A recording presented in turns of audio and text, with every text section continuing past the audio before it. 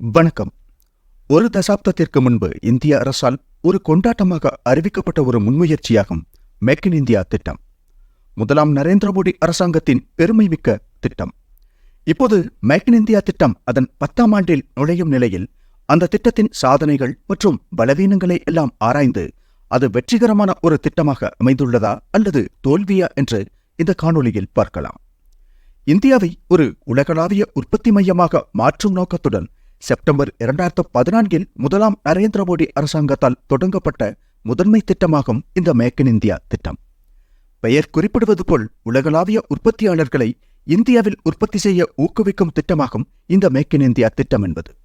Make in India திட்டம் இந்தியாவின் தொழில்துறை மற்றும் பொருளாதார துறைகளில் தீவிர மாற்றங்களை கொண்டு வந்து இந்தியாவை வளர்ந்த நாடாக மாற்றும் என்று பொருளாதார வல்லுநர்கள் உள்ளிட்டோர் கருத்து தெரிவித்துள்ளார்கள்.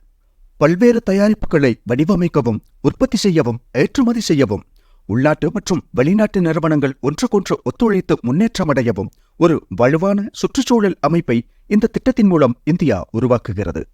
மேக் இன் இந்தியா திட்டம் அறிமுகம் செய்யப்படுவதற்கு முன்பு வரை இந்தியாவின் தொழில்துறை கட்டுமானத்தின் வேகம் மந்தமாக இருந்தது மட்டுமல்ல, பல்வேறு நெருக்கடிகளையும் எதிர்கொண்டிருந்தது தொழில்துறை. அடிப்படை வசதி மேம்பாட்டில் இருந்து வந்த குறைபாடு, சிக்கலான சட்டங்கள், திறமையான தொழிலாளர்களின் குறைவு போன்றவை இந்தியாவின் தொழில்துறை கட்டமைப்பின் வளர்ச்சியை வெகுவாக பாதித்திருந்தன. நாட்டில் நிலவிய அந்த தொழில்நட்பற்ற சூழல் தொழில்துறை கட்டுமானத்திலிருந்து அதிகமான தொழில் முனைவோரை தடுத்தது.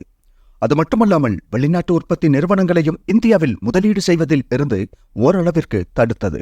இது நாடு அதிக அளவில் இறக்குமதி செய்வதற்கு வழிவகுத்தது.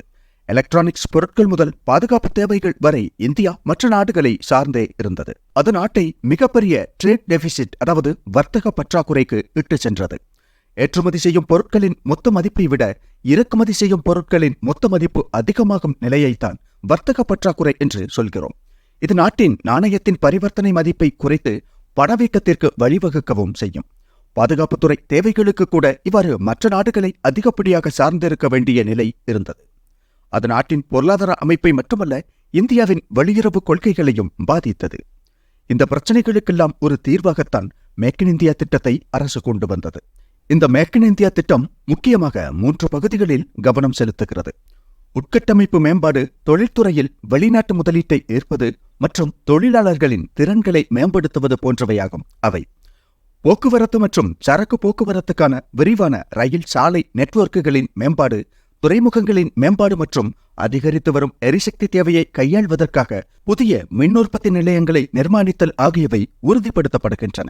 நாட்டின் தொழில்துறை உற்பத்தி அலகுகளை முக்கிய தொழில்துறை மையங்கள் மற்றும் துறைமுகங்களுடன் இணைப்பதிலும், கட்டுமான பொருட்கள், மூலப்பொருட்கள் மற்றும் தயாரிப்புகளின் சீரான நகர்விற்கும் ஒரு விரிவான சாலை, ரயில் போக்குவரத்து நெட்வொர்க் முக்கிய பங்கு வகிக்கிறது. இதனுடன் தொழில் நிறுவனங்களின் உட்கட்டமைப்பு வளர்ச்சியை உறுதி செய்வதும் அவசியமாகும். மேக் இன் இந்தியா திட்டத்தின் 2வது அம்சமான தொழில்துறைக்கு அந்நிய முதலீட்டை ஈர்ப்பது அதற்கு உதவக்கூடிய அம்சமாகும்.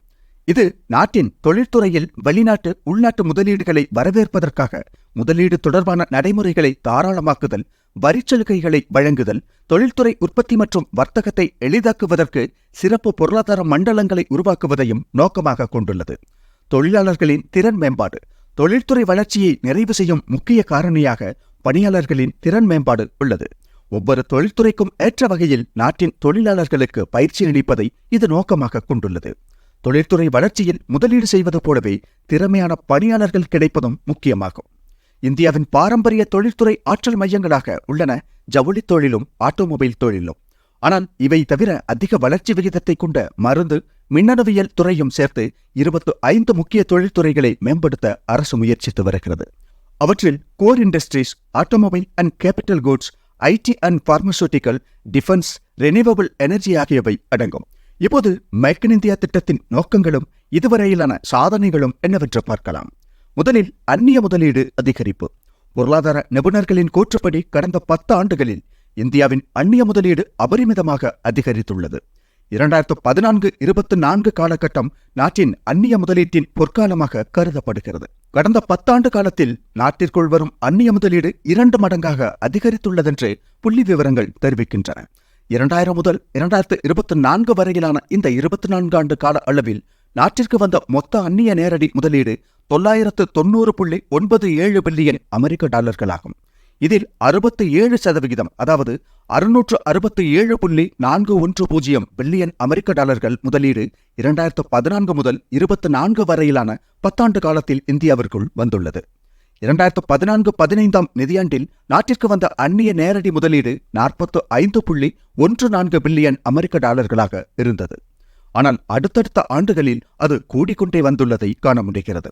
2016-17 பொருளாதார ஆண்டில் அது 60.22 பில்லியன் அமெரிக்க டாலர்களாகவும், 2021-22 பொருளாதார ஆண்டில் எக்காலத்தைய சாதனை அளவான 84.83 பில்லியன் அமெரிக்க டாலர்களாகவும் உயர்ந்துள்ளது. கடந்த நிதியாண்டில் அது 70.95 பில்லியன் அமெரிக்க டாலர்களாக இருந்தது. Mauritius, Singapore, America, Netherlands, Japan போன்ற நாடுகள் இந்தியாவில் முதலீடு செய்துள்ள முக்கியமான நாடுகளாகும். சேவைத்துறை மற்றும் தகவல் தொழில்நுட்பத்துறை முறையே 16% மற்றும் 15% முதலீட்டை பெற்று முன்னணியில் உள்ளன. அதே நேரம் வர்த்தகம் மற்றும் தொலைத்தொடர்பு துறைகள் தலா 6%, ஆட்டோமொபைல் துறை மொத்த முதலீட்டில் 5% முறையே 3, 4, 5ஆம் இடத்தில் உள்ளன. அதிக அந்நிய முதலீட்டை பெற்று இந்திய மாநிலங்களின் பட்டியலில் மகாராஷ்டிரா முதலிடத்தை பிடித்துள்ளது. நமது அண்டை மாநிலமான கர்நாடகா 22%-உடன் 2ஆம் இடத்தையும், தமிழ்நாடு 5%-உடன் 5வது இடத்தையும் பிடித்துள்ளன. மேக் இன் இந்தியா திட்டம் இதுவரை உற்பத்தி மற்றும் அது தொடர்பான துறைகளில் மில்லியன் கணக்கான புதிய வேலைவாய்ப்புகளை உருவாக்கியுள்ளது.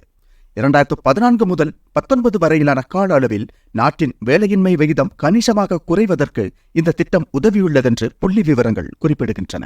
2014 5.44% இருந்த வேலையின்மை விகிதத்தை 2019 5.27% குறைத்திருப்பது மேக் இன் இந்தியா திட்டத்தின் சாதனையாகும்.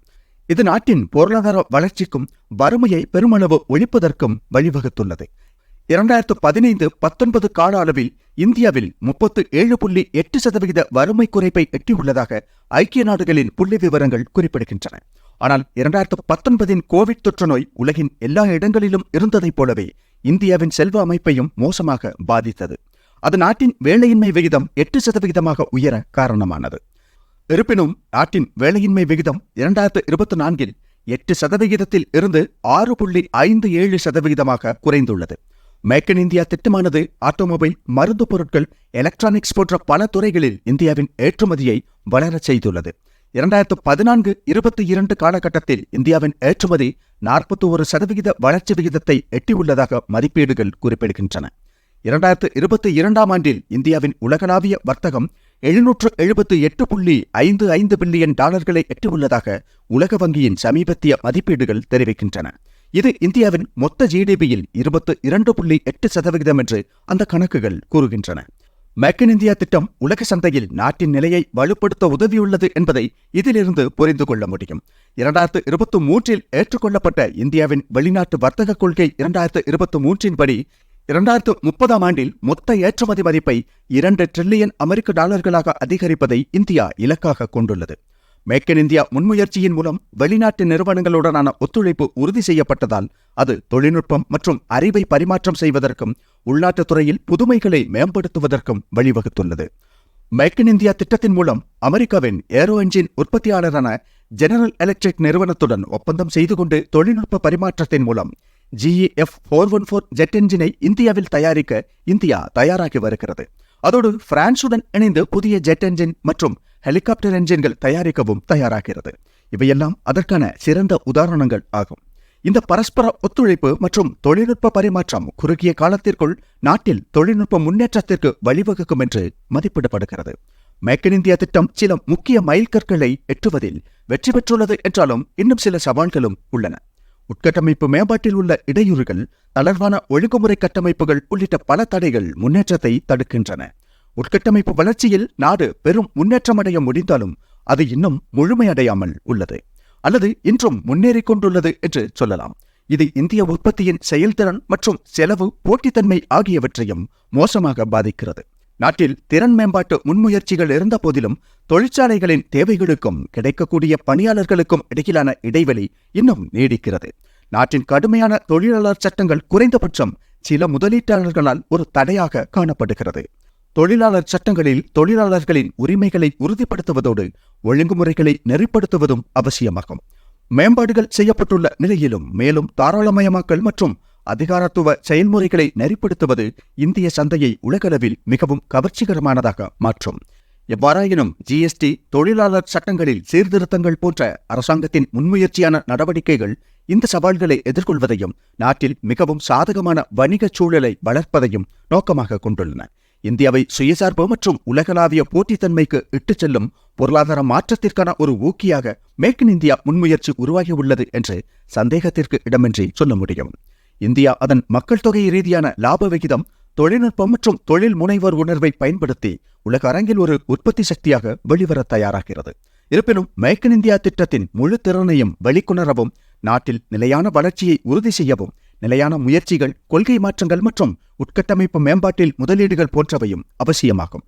இந்திய பொருளாதாரத்தை முன்னோக்கி கொண்டு செல்லும் திறனுள்ள, துணிச்சலான ஒரு முயற்சி இந்த மேக் இன் இந்தியா திட்டம் என்று சொல்லலாம். சவால்களை முறியடித்து மாறி வரும் காலத்திற்கேற்ப இந்தியாவை ஒரு உற்பத்தி சக்தியாக மாற்றவும், புதிய வேலைவாய்ப்புகளை உருவாக்கவும், திறமைகளை வளர்க்கவும், உலக சந்தையில் நாட்டின் நிலையை உயர்த்தவும் முடிந்ததாகும் இந்த லட்சிய திட்டம். ஜெய்ஹிந்த்.